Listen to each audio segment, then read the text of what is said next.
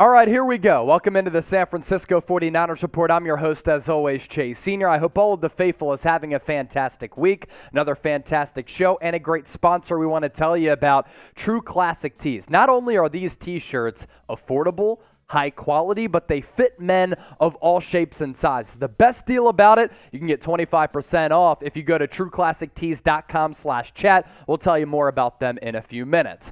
On the show for today, roster cut down day for all teams in the National Football League set for Tuesday when these rosters go down from 80 players to 53. So on today's show, our final 53-man roster projection. Going to go through each player that I think is going to make the team at each position group and kind of explain why I think these players make the squad for the 49ers here in 2022.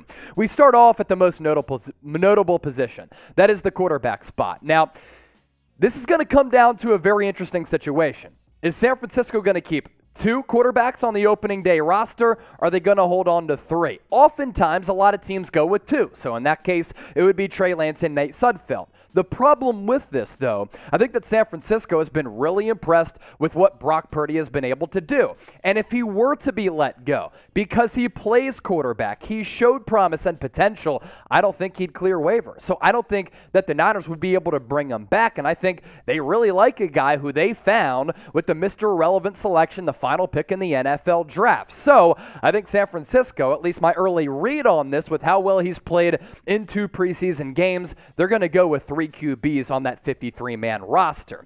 This has also been a debate among the Niner gang. Who do you think should be quarterback number 2 behind Trey Lance? Some people think it should be Brock Purdy. Others, Nate Sudfeld. Now, let me know in the comments section. NS for Sudfeld, BP for the Rook. To the running back position, another really fascinating breakdown here of a position group that we've seen have a very good competition battle throughout these preseason games and in training camp. I think that the 49ers are going to hold on to 5 running backs, and you'll notice here that Trey Sermon is not on my 53-man unit. Elijah Mitchell is, Jeff Wilson is as well, the rookie Ty Davis-Price, JaMychal Hasty, who's displayed some pass-catching abilities, and lastly, Jordan Mason. Unlike Trey Sermon, he can play special teams, and unlike Sermon, he's displayed a knack for picking up yards after contact, falling forward, hitting the hole quickly and hard. And also for Jordan Mason, I just think he's the overall better running back. And that's what this comes down to. Moving ahead, who's going to benefit your football team? What is going to be the advantageous play? For me, it's holding on to Jordan Mason, the UDFA. Just cut your losses. I don't care that Trey Sermon was a 3rd-round pick. Go with Mason because at the end of the day, he's the better player. What do you think, though? Going to put you in the shoes of John Lynch and Kyle Shanahan, as well as this entire coaching staff and front office. They're going to have these conversations. It is going to be a difficult decision to make. TS for Trey Sermon, JM for Jordan Mason. Let me know who you think should make the squad at that final running back spot. To the tight end position group, you could hold on to 4, but traditionally the Niners have gone with 3. And in this case, I think they do go with 3. George Kittle, Charlie Woerner, Ross Dwelley. On the outside looking in is a guy who has actually performed pretty well so far in the lead up to the 2022 campaign. That is Tyler Kroft. But I just think that you have other positions of more value, other positions that are a little bit deeper and more talented. And as shown by my roster breakdown coming up, I think there are other players who should make the team over a guy like Tyler Kroft. As I mentioned off the top of the show, really excited to bring on a new sponsor here on the San Francisco 49ers Report. It is True Classic Tees, and let's face it, right? All men's t-shirts are designed to look good on skinny models with 6-packs. That's why all those types of people are on the commercials, but most of us aren't packing anything but a few beers, especially me during our watch parties. Fellas, you're wearing the wrong clothes. True Classic tees, they taper off towards the bottom, and they make you look a little bit tighter if you do have a couple of extra added pounds. And if you do, that's fine, because we are here on the 49ers Report, we love everybody of all shapes and sizes, and these t-shirts fit men of all shapes and sizes. Really high quality, very, very comfortable. Right now I'm rocking the polyester cotton blend. They have an athletic line which has some of the spandex mixed in there. So if you want to work up a sweat, that's a really comfortable shirt to wear, and they're also very, very affordable. Even more affordable if you use the promo code CHAT when you plug in that link, trueclassictees.com/chat. We'll put that link in the comment section and the description for all of the homies out there.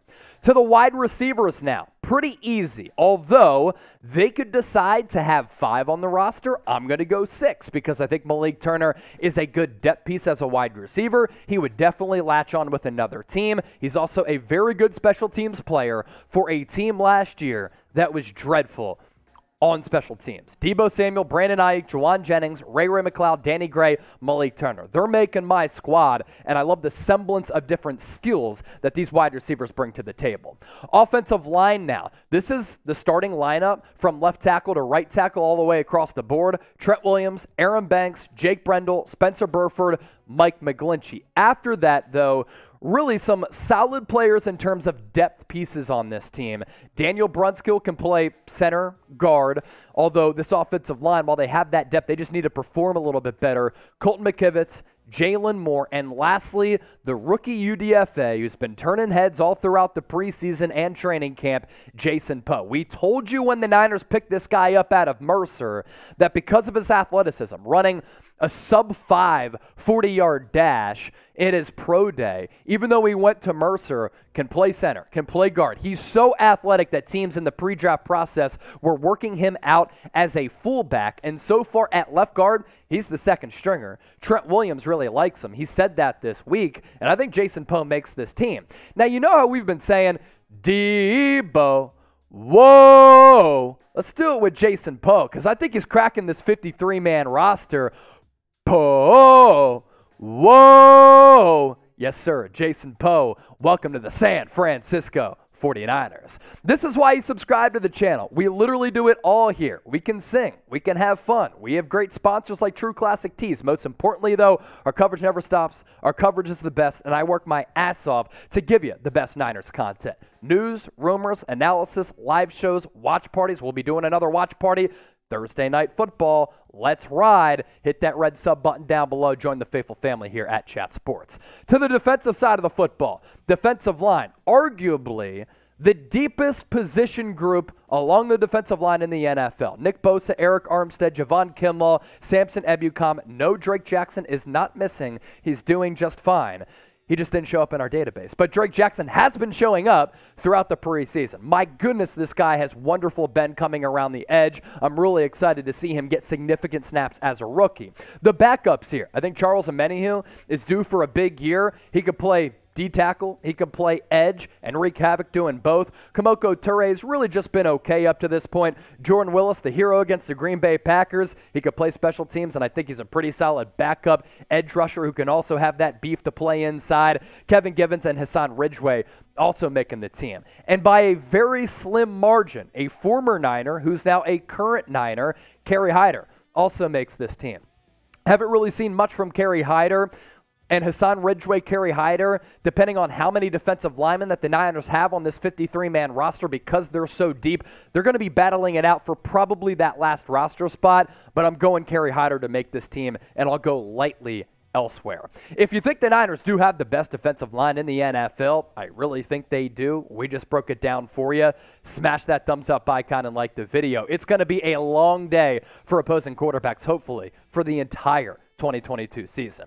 Linebackers, going a player less here, and I'll tell you who I think is going to get cut. Fred Woerner, Dre Greenlaw, Azeez Al-Shire.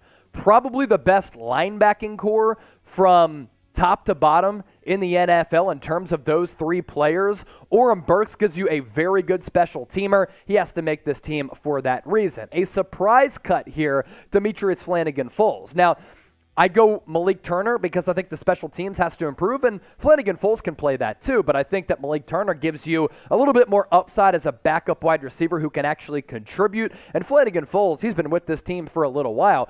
Good player. He'll probably latch on elsewhere, but But if I have to cut one player in order to keep another, very, very difficult decisions to make.